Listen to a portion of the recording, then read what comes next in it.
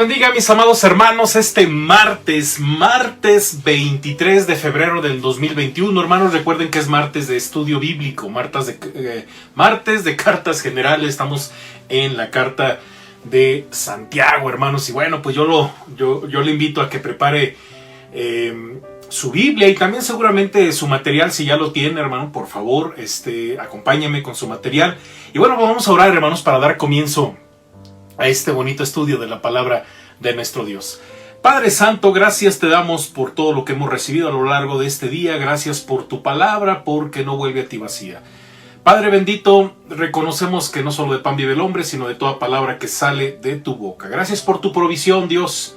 Bendícenos, Padre, para que el mensaje del día de hoy, la reflexión del día de hoy, Padre, que tiene que ver con esta bonita carta de Santiago, mi Dios, sea de edificación para tu iglesia, que bendiga todo corazón que escuche este mensaje y que mi vida solo sea un instrumento de gracia en tus manos. Pero sobre todo, Padre, que tu nombre sea glorificado y exaltado. En el nombre de Jesús, Padre, bendícenos, ayúdanos con tu Espíritu Santo. Amén. Amén, hermanos. Y bueno, pues vamos a continuar. Acuérdense, hermanos, que estamos en el inciso, en la segunda parte, pues estamos en el capítulo 2 de Santiago, en el inciso A, hermanos. Acuérdense que ahí lo va a tener usted en pantalla, punto número 2, fe, que es el capítulo 2, del 1 al 26, que son los versículos que tiene el capítulo, y en el inciso A, hermanos, que consta de los versos del 1 al 13, el día de hoy vamos a concluirlos con el tema de mostrar misericordia. Y son prácticamente, mis amados hermanos, dos versículos, versículo 12 y versículo 13. Y pues vamos a comenzar, hermanos, con este bonito estudio. El tema de la misericordia, hermanos. Mostrar misericordia. Qué tema tan interesante, hermanos, sobre todo con esto de relacionarnos, con esto de conocer la ley, de ser muy justos, ¿verdad? Muy bien. En un breve resumen, hermanos, Santiago define elocuentemente lo que ya ha escrito al final del capítulo anterior. Si usted recuerda, hermanos, el capítulo anterior dice: si alguno se cree religioso, y luego dice: entre vosotros, y no refrena su lengua, sino engaña a su corazón, dice, la religión del tal es vana. La religión pura y sin mácula delante de Dios, el Padre, es esta: visitar a los huérfanos y a las viudas en sus tribulaciones y guardarse sin mancha del mundo. Bueno, así termina el capítulo 1, hermanos. Y en breves palabras, las palabras no acompañadas por acción son vanas, ¿verdad? Prácticamente es lo que está diciendo Santiago. Bueno, entonces él exhorta, hermanos, Santiago exhorta a los lectores a hablar y actuar dentro de la libertad que la ley del amor provee. Muy bien, vamos a leer los versículos 12 y 13. Dice: así hablad y así haced, como los que habéis de ser juzgados por la ley de la libertad, porque juicio sin misericordia se hará con aquel que no hiciere misericordia, y la misericordia triunfa sobre el juicio. A lo largo de su epístola, hermanos, Santiago usa un modo de hablar directo. Da órdenes, ¿sí? O sea, él tiene esa autoridad, da órdenes. Y bueno, a veces estas se ven algo matizadas con una palabra cariñosa como ser amados hermanos. O sea, está exhortando Santiago con cosas muy serias, pero lo hace cariñosamente: amados hermanos. Pero, hermanos, ese no es el caso aquí. Ojo, hermanos, Inciso A, porque vamos a ir desglosando estos dos pasajes y vamos a ir entendiendo a qué se refiere Santiago con el tema de la misericordia. Así hablad y así haced. Es la primera frase, inciso A. Una traducción, hermanos, más literal es: hablad así y así actuad. Santiago, hermanos, no está interesado en el contenido de la palabra hablada, sino más bien en el acto de hablar. Podemos decir muchas cosas, hermanos, muchas cosas. Y vaya que muchos se han enfocado más en el acto de hablar que en el acto de hacer. Y eso es algo que Santiago de alguna forma está atacando, apelando, ¿verdad? Porque es muy fácil, hermanos, ya hablamos de, como lo mencionamos, cómo termina el capítulo 1. Es muy fácil, hermanos, cuando nuestra forma de manifestar nuestra vida religiosa es más por el hablar que por el hacer. Pero de hecho en el capítulo 1 dice, si usted se siente religioso pero no sabe refrenar su lengua, es lo mismo, es exactamente el mismo principio. Bueno, les dice a sus lectores que ensamblen, fíjese bien, hermanos, ensamblen la palabra y el hecho, o sea, deben de ir bien conectados, ¿verdad? Y bueno, hermanos, como cristianos, según Santiago le dice a sus lectores, deben mirar sus vidas desde la perspectiva de que serán juzgados. Últimamente me habían preguntado eso, ¿verdad? Pastor, nos van a juzgar, el Señor nos va a juzgar. Y tal parece, hermanos, que el hecho de que el Señor Jesucristo haya muerto por nuestros pecados y que usted y yo seamos cristianos, de repente nos hace creer o pensar que no vamos a rendir cuentas como hijos de Dios. Como hijos de Dios también vamos a rendir cuentas. O sea, si como creación, hermanos, sin ser hijos de Dios, según la Biblia, en Hebreos 9:27, que está destinado a que el hombre muera una sola vez y después de esto el juicio, seguramente muchos piensan, no, pues ya como cristianos yo creo que ya no. Entonces esa tendencia, hermanos, de pensar de esa forma, pues ha hecho que muchos cristianos vivan de manera irresponsable, hermanos. Entonces Santiago está tocando un tema muy sensible, hermanos. Y bueno, los ojos de Dios están constantemente sobre ellos. Dice Hebreos 4:13. Y no hay cosa creada que no sea manifiesta en su presencia. Antes bien, todas las cosas están desnudas y abiertas a los ojos de aquel a quien tenemos, como dice, hermanos, Hebreos, que dar cuenta. Entonces, yo creo que esto es algo de lo que sí también como iglesia tenemos que hablar. De hecho, cuando se termina la doctrina que estamos viendo los días miércoles, hay 5 preguntas que aplican a todas las doctrinas, que son 5 preguntas que se tienen que responder en el transcurso de la semana, y cuando ya estamos reunidos hacemos salas en el Zoom, y dependiendo del grupo, porque luego son varios hermanos, hago por lo regular 4 o 5 grupos respondiendo una pregunta, porque son 5. Si son 4 grupos, bueno, ya la quinta la respondemos todos. Y prácticamente, de hecho, la quinta pregunta tiene que ver qué tiene que hacer la iglesia respecto a esta doctrina. ¿Qué nos ha faltado? ¿Qué es lo que tenemos que hacer? Y es bien interesante, hermanos, porque hay temas que hemos dejado de hablar. En serio, hermanos, mucho más importantes que otras cosas que luego queremos abordar. Creo que estos temas doctrinales, sobre todo esto que tiene que ver con rendirle cuentas a Dios, hermano, rendir cuentas a Dios. Un día Dios nos va a pedir cuenta. O sea, sí fuimos salvos, el Señor Jesucristo nos salvó, pero también, hermanos, de muchas cosas que ya que implican ser cristiano. Entre ellas, yo estoy totalmente seguro, el tema de la obediencia. Oye, yo te llamé al ministerio y muchos pues no han querido obedecer. Oye, yo te puse en algún lugar. Yo creo que sí Dios nos va a pedir cuenta de eso, hermanos. De eso yo estoy bien seguro. Hay iglesias donde están muy seguros de que al pastor le van a pedir cuentas, de su familia principalmente, y de la iglesia. Bueno, yo, pastor, estoy bien seguro que también a ti te van a pedir cuentas. Entonces Santiago está convencido de que Dios nos va a pedir cuentas, y también el escritor de la carta a los Hebreos. Inciso B, hermanos, como los que habéis de ser juzgados. Los cristianos deben siempre mirar hacia adelante, ya que sus palabras y sus obras dan testimonio a su favor o en su contra. Y bueno, ahora que estamos leyendo, ¿verdad?, la historia del pueblo de Israel, y también cuando Moisés, por un error, muchos dicen, ay, por un errorcito no pasó a la tierra prometida. Más allá de ese errorcito, ¿verdad?, hay un plan, hay un propósito en Dios, pero sí, básicamente es porque desobedeció en el desierto Moisés. Si usted se acuerda, Dios le mandó a Moisés que le hablara a la roca, y él termina pegándole 2 veces a la roca. Y por ese pequeño detalle Moisés no pasó a la tierra prometida. La vio de lejos, pero no pasó, no la tocó. Entonces, oiga, Sí, Moisés, considerado el hombre más manso sobre la faz de la tierra, ¿no? Dice, lo acabamos de leer. Y también, hermanos, un hombre que a cara estaba con el Señor. El Señor, hermanos, le tomó en cuenta ese detalle para no pasar a la tierra prometida. Ahora, ¿a poco usted cree que no nos va a Dios a pedir cuentas?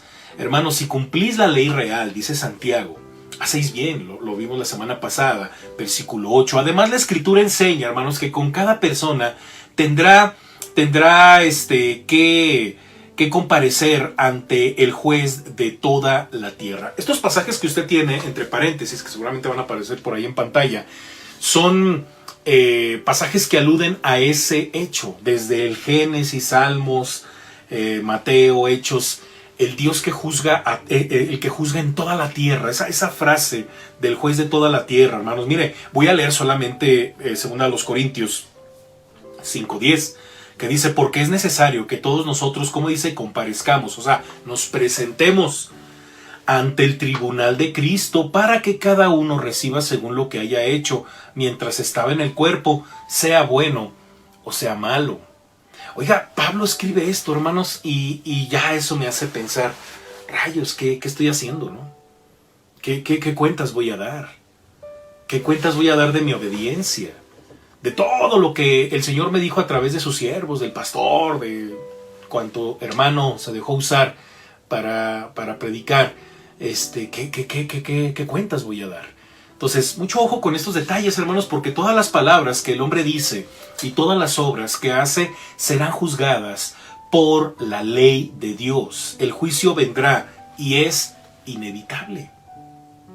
Por eso necesitamos un abogado, porque en ese momento, hermanos, en el que se nos esté pidiendo cuentas, el Señor Jesucristo va a estar ahí, porque Él es nuestro Señor, Él es nuestro abogado. Ahora, pues muchos creen que eso puede pasar en sus vidas cuando ni siquiera han recibido a Jesucristo en sus vidas, ni siquiera son siervos del Señor, ¿verdad? Por algo Jesús dice, ustedes me dicen Señor, Señor, pero no hacen lo que yo les pido. Entonces, mucho cuidado, hermanos. Es un detalle muy delicado, pero que pasamos desapercibido, porque como que no lo vemos tan serio este detalle. Inciso C, por la ley de la libertad, dice el pasaje, dice Santiago. Entonces, la medida, hermanos, que Dios usa para juzgarnos es la ley. Es que yo no sabía, oye, perdón, pero yo te di una Biblia. Yo te permití nacer en un país, sí, con muchos detalles, con muchas cosas, pero ¿qué crees? Tuviste la bendición de estar en un país libre, en donde se podía celebrar culto, en donde podías tener una Biblia de todas las versiones que tú quisieras. Es más, la podías traer en tus móviles, en tus teléfonos. ¿Qué pasó? O sea que ni siquiera una audiobiblia. Oye, Príncipe de Pasto Iglesia creó un reto llamado Reto Príncipe. ¿No le entraste? Estoy exagerando, hermanos, pero oiga, pues ¿de dónde, hermanos? Ahora, todo eso que usted y yo leemos en la Biblia, pues es en virtud a ello en la que usted y yo tenemos que alinear nuestra vida. Y es con eso, hermanos, como dice Santiago, ¿verdad? La medida que Dios va a usar. Santiago repite una afirmación anterior cuando dice la ley de la libertad. Capítulo 1, verso 25, ya leímos esa parte, lo voy a leer nuevamente. Dice, mas el que mira atentamente en la perfecta ley, la ley de la libertad, y persevera en ella, no siendo oidor olvidadizo, sino hacedor de la obra, este será bienaventurado en lo que hace. Da a entender, hermanos, que la ley no debe ser considerada como un cuadro legislativo de reglas y disposiciones. Hermanos, la ley es perfecta y completa.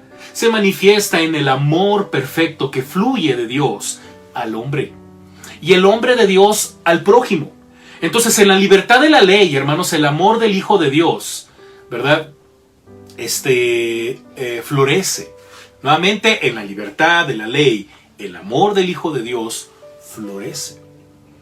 Por lo tanto, hermanos, el cristiano no vive con temor de la ley, sino en el gozo de los preceptos de Dios. Mientras se mantenga dentro de los límites de la ley de Dios, fíjese bien, él mismo goza de una libertad total. Porque acuérdese, lo decíamos la semana pasada, hermanos, la ley de Dios es para nuestra seguridad, para nuestro gozo, para nuestra libertad. Hermanos, es para nuestra bendición, pero en el momento en que transgrede uno de estos límites, se transforma en esclavo del pecado y pierde su libertad. El cristiano, hermanos, por consiguiente evalúa cada palabra que dice y cada obra que hace con la norma, con la ley de Dios. Por eso hay que leer la Biblia, porque ¿cuál es nuestro filtro, hermanos? Porque de repente cuando le damos rienda suelta a la lengua, pues como no hay filtro, hay un dicho en el mundo que dice, hablo lo que pienso. Pues no, Dios nos libre, ¿verdad? Es que yo digo lo que pienso. No. Dios nos libre. Dios nos libre. Esa frase la hemos como que tomado como un estandarte con el famoso malentendido del derecho de expresión y todo esto, hermanos, pero no porque la lengua es muy peligrosa. Entonces necesitamos un filtro y es la palabra de Dios. O sea, es importante, hermanos, esa situación. Por eso el cristiano, por consiguiente, evalúa cada palabra que dice y cada obra que hace con la norma de la ley de Dios. Toda su vida está gobernada por el amor de Dios, por la ley del amor y por la ley de Dios. Ok, nada más acuérdense, hermanos, del famoso Salmo, el Salmo 1. Voy a invitarle que abra su Biblia, hermanos, allá en el Salmo 1. Y este Salmo, hermanos, básicamente nos dice el secreto, yo lo llamo así, ¿no? Como el secreto del varón bienaventurado, ¿sí? Dice, bienaventurado el varón que no anduvo en consejo de malos, ni estuvo en camino de pecadores, ni en silla de escarnecedores se ha sentado, sino que en la ley de Jehová está su delicia, y en la ley medita de día y de noche. Entonces, sabe por dónde andar, por dónde caminar, dónde sentarse, por la ley. Y por eso es bienaventurado. Entonces, el resultado de ese hombre que ha encontrado en la ley de Jehová su delicia, lo leemos del versículo 3 en adelante, será como árbol plantado junto a corrientes de aguas, que da su fruto en su tiempo y su hoja no cae, y todo lo que hace prosperará. Y es la misma orden que Dios le da a Josué cuando le toca, hermanos, liderar al pueblo hebreo para tomar la tierra prometida, hermanos. Muy bien. Otra cosa, hermanos, mire, el Señor Jesucristo en Mateo 12:36 dice también, hermanos, mas yo os digo que de toda palabra ociosa que hablen los hombres, de ella darán cuenta en el día del juicio. Pasaje, hermanos, pasaje muy duro, muy fuerte, ¿verdad? Y bueno, hermanos, inciso D, hermanos, porque juicio sin misericordia se hará. En estos versículos, Santiago desarrolla, hermanos, una secuencia de la ley: transgresión, juicio y misericordia. Esa es la secuencia de la ley: transgresión, juicio, misericordia. Nadie es capaz de cumplir la ley perfectamente, ya que todos la transgreden y caen en pecado. La consecuencia inevitable para el pecador es que tendrá que presentarse ante el estrado judicial de Dios. Y el que se presenta como culpable ante el juez, ¿qué hace, hermanos? Pide misericordia. En respuesta a la pregunta de Pedro acerca del perdón al hermano que pecó contra uno, Jesús narró la parábola del siervo que había recibido misericordia del rey, pero actuó sin misericordia para con su prójimo. ¿Se acuerda, hermanos? Ahorita vamos a hacer memoria de este pasaje. Cuando el rey oyó que el hombre al que había perdonado no había tenido misericordia de su consiervo, ¿qué dijo, hermanos? ¿Qué dijo el rey? ¿Se acuerda? Mateo 18, 32 al 33. Entonces, llamándole su señor, le dijo: siervo malvado, toda aquella deuda te perdoné porque me rogaste. ¿No debías tú también tener misericordia de tu consiervo, como yo tuve misericordia de ti? Hermanos, Dios nos concede gratuitamente su misericordia cuando se la pedimos, pero espera que lo imitemos. Cuando nos negamos, hermanos, a hacerlo, o somos tardos a tener misericordia de nuestro prójimo, Dios nos retira la suya. ¿Usted cree eso, hermanos? Pues eso es realidad. Sí, y nos aplica en su lugar juicio sin misericordia. ¿Usted quiere eso? ¿Queremos eso? No, no queremos eso, hermanos. Inciso con aquel que no hiciere misericordia. Fíjense bien, hermanos, en la parábola de los dos deudores de Mateo 18, del 21 al 35, que es de donde tomé ahorita este ejemplo, hermanos, Jesús nos enseña que tener misericordia no significa poner de lado ocasionalmente la justicia para demostrar bondad. No, Jesús más bien, hermanos, da a entender que debemos aplicar tanto la misericordia como la justicia. Muchas veces, hermanos, cuando mostramos misericordia, abandonamos la justicia, recibimos la alabanza de Dios y del hombre. Es cierto, recibimos la bendición de Dios en las palabras de la bien conocida bienaventuranza. Bienaventurados los misericordiosos, porque ellos recibirán misericordia. Pero debe practicarse la misericordia, hermanos, junto con la justicia. Debemos considerar que la misericordia y la justicia son normas iguales y aplicar ambas, hermanos. Y hay que aplicar ambas. La misericordia no cancela la justicia, ni la justicia anula la misericordia. Sin embargo, si la justicia triunfa sobre la misericordia, entonces Dios devuelve justicia sin misericordia. ¿Qué ejemplo podríamos poner, hermanos? Mire que hay muchos ejemplos en los que podríamos demostrar misericordia y justicia. Quizá espero no cometer el error de no exagerar con este ejemplo, hermanos, pero el apóstol Pablo, cuando habla de la ayuda que se le debe dar a las viudas, me da la impresión de que eso que Pablo sugiere a Timoteo es un acto de justicia y de misericordia, en donde finalmente, hermanos, sí hay misericordia, pero también hay justicia. El apóstol Pablo dice, comienza a poner como una especie de condiciones a modo de justicia, o que sea justo la manera en cómo ayudar a las viudas. O sea, él dice, no menores de 60 años, que realmente tengan necesidad, que estén solas completamente, ¿verdad? Entonces, lo injusto sería que estemos ayudando a alguien que tiene hijos a quienes le pueden ayudar, ¿sí? Que no está tan del todo desamparada, ¿verdad? Y sobre todo que tenga una edad en la que ella pueda trabajar. Entonces, creo que Pablo está actuando con justicia, pero también con misericordia, porque quizás por ayudar a quien sea, de repente se vuelve una carga de tal forma que ya no hay posibilidad de ayudar a alguien más, sobre todo a alguien que sí lo necesite, ¿no? Entonces creo que hay que ser muy, muy cuidadosos, sobre todo cuando emitimos juicio y misericordia, ¿verdad? Hay que ayudar, claro que sí, vamos a analizarlo. Pablo prácticamente eso es a lo que nos está invitando, ¿verdad? Es un ejemplo nada más, hermanos, pero como le digo, sí hay justicia, pero también hay misericordia.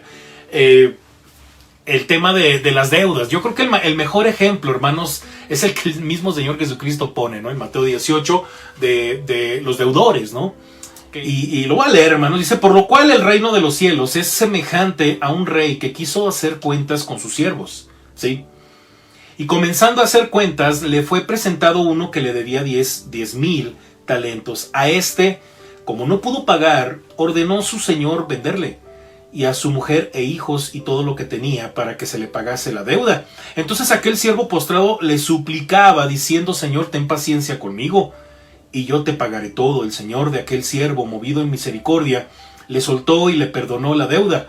Pero saliendo aquel siervo, halló a uno de sus consiervos, que le debía 100 denarios, y haciendo de él, le ahogaba, diciendo, págame en lo que me debes, ¿no? Y bueno, es el ejemplo del que hablábamos, no de los a los que se les perdonó, que es cuando le pregunta a Simón, ¿verdad? ¿Quién amo más? No estamos hablando de eso, sino estamos hablando de las deudas, los dos deudores, ¿no? Dos debían, a uno se le perdona, y a ese que se le perdona, no perdona al otro. Entonces, Aquí debería él de ser misericordioso y decir, bueno, así como me perdonaron la deuda, pues te la perdono también a ti. Pero no fue así. Entonces, ¿qué recibe este hombre? Justicia, sin misericordia, ¿verdad? Porque ese es prácticamente, hermanos, a lo que el Señor nos quiere llevar en la práctica, en la vida diaria, ¿verdad? Entonces, inciso F, hermanos, y la misericordia triunfa sobre el juicio. ¿Cómo se les muestra misericordia a aquellos que la necesitan? En la parte final de este capítulo 2, hermanos, Santiago pone como ejemplo a Rahab, ¿se acuerdan? Bueno, lo vamos a ver más adelante, ¿verdad? Cuando los espías israelitas llegaron a su puerta, ella los recibió, hermanos, les dio la bienvenida a su hogar, los protegió del peligro y les tuvo misericordia. Y después, cuando el ejército israelita destruyó a Jericó, la familia de Rahab obtuvo a su vez misericordia. Y eso no es todo. Rahab, que era una mujer y una prostituta, experimentó la verdad de que la misericordia triunfa sobre la justicia. Lo justo era que también ella fuera destruida, porque pues era de ahí, era extranjera, pero ella actuó con misericordia y Dios, hermanos, tomó en cuenta ese acto, ¿verdad? Muy bien, pues vamos a dejar hasta aquí ya esta reflexión. Es pequeña prácticamente, hermanos, y solamente algunas consideraciones doctrinales. Vamos a hablar de algunas consideraciones doctrinales, versos 12 y 13. La historia bíblica, hermanas, la historia bíblica nos enseña la triste realidad de que el pueblo de Dios, al descuidar la misericordia, no cumplió la ley del amor. En los tiempos de los profetas, por ejemplo, Dios le dijo a los israelitas tercos que Él quería misericordia y no sacrificio. O sea, 6:6. Más adelante, hermanos, Miqueas formuló y contestó pregunta: oh hombre, Él te ha declarado lo que es bueno y que pide Jehová de ti, solamente hacer justicia y amar misericordia y humillarte ante tu Dios. Miqueas 6:8. Finalmente, hermanos, Dios habló por el profeta Zacarías. Así habló Jehová de los ejércitos, diciendo: juzgad conforme a la verdad y haced misericordia y piedad, cada cual con su hermano. Zacarías 7:9. Hermanos, pero los judíos hicieron oídos sordos a la instrucción de Dios y endurecieron sus corazones. La persona que rehúsa ser misericordiosa experimentará la justicia de Dios sin misericordia. Sin embargo, nadie puede reclamar para sí la misericordia de Dios por haber hecho actos de misericordia. La misericordia nunca se puede ganar, sino que siempre se concede cuando se le busca. Si la pudiéramos ganar, la misericordia habría dejado de ser misericordia. Debemos mirar a aquel que nos la concede. La misericordia, hermanos, no triunfa a costa de la justicia. El triunfo de la misericordia se basa en la expiación lograda en el Calvario. El cristiano, hermano, sabe que cuando llegue el día del juicio, la misericordia triunfará sobre la justicia a causa de la obra meritoria de Cristo. Entonces, así se actuó con nosotros, hermanos. Hay que imitar al Señor. Hay que imitar, hermanos, esa vida misericordiosa. Pues vamos a orar, hermanos, y bueno, hasta aquí ya le dejamos. Como usted se dio cuenta, es un estudio cortito, y yo prefiero que sea así, hermanos, para que vayamos meditando paso a pasito estos versículos que son muy profundos, hermanos, muy profundos, muy significativos, sobre todo en el trato con los unos y los otros, hermanos. El tema de la misericordia, hermanos, hay que actuar con mucha misericordia, y pues vamos a orar y que el Señor nos siga ayudando a ser como nuestro Señor Jesucristo. Padre, gracias te damos por este tiempo en el que hemos meditado, en el que hemos profundizado, quizá brevemente, Padre, pero nos queda claro, mi Dios, que debemos ser como tu Hijo Jesucristo, Padre, como tú mismo, Dios, que has dado a tu Hijo Jesucristo para morir en la cruz por nuestros pecados. Gracias por esa misericordia que has tenido de nosotros. Padre, gracias, Dios, porque podemos ser partícipes de esa misericordia al mostrar misericordia con justicia, pero una misericordia que vence, incluso que está por encima de la justicia, Padre, como lo acabamos de leer. Gracias te damos, Dios, porque Todo esto es un ejemplo de tu amor, de tu gran amor, Padre, para que podamos todos juntos entender el Evangelio y de esa forma compartirlo. A ti sea la honra y la gloria, Padre, en el nombre de Jesús. Amén. Amén, hermanos. Dios me les bendiga y bueno, mañana lo espero, si Dios nos lo permite, en el estudio de Lo que Creemos a las 7 de la noche. Si usted quiere participar, usted me puede por ahí mandar un mensajito y yo le paso la liga para que juntos podamos seguir creciendo en las doctrinas que creemos. Y también lo espero el jueves para que ore por mí, hermanos, y también escuche el mensaje de salvación. Es un mensaje evangelístico cortito que usted puede compartir con un amigo. También, mis hermanos, lo espero el día viernes al punto de las 6 de la tarde, si Dios nos lo permite, para tener nuestro culto de oración unido. No se deje de conectar a su grupo de estudio bíblico y también, hermanos, de oración y de departamentos. Hermanos, un fuerte abrazo. No deje de diezmar, no deje de ofrendar. Y bueno, si no se ha suscrito, suscríbase para que le lleguen por ahí los mensajitos, ¿verdad? Active la campanita y esté al pendiente de todo lo que la palabra, de todo lo que la Iglesia Cristiana Bautista Príncipe de Paz prepara, hermanos, para usted, para edificación, porque es palabra de Dios, hermanos. Muy bien, pues vamos a despedirnos y Dios me les bendiga, hermanos. Esto ha sido todo. Descansen, hermanos. Bye.